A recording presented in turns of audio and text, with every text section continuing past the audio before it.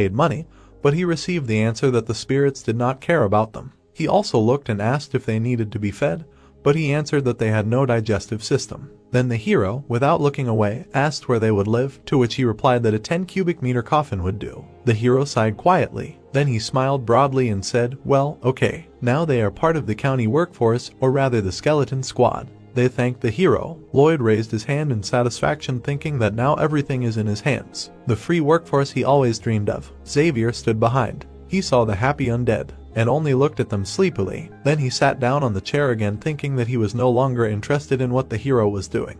The dead were hauling logs. The efficiency of the skeleton squad truly cannot be described in words. They never get tired, do not sleep, and do not eat. Lloyd smiled contentedly looking at this. And they do not even need a salary.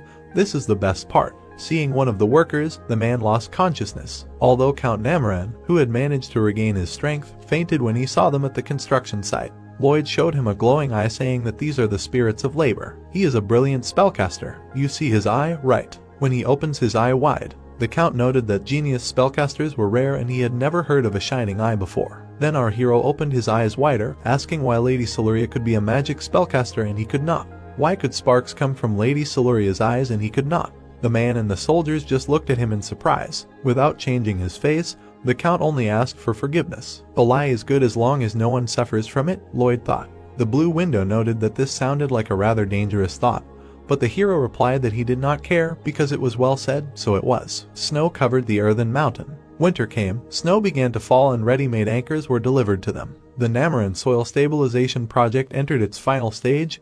The last step remained. Someone's hand rose to the sky. Xavier looked at the falling snow. He remembered the touch of a woman's hand, how they stood next to each other after he touched her. But he turned around when he heard someone calling.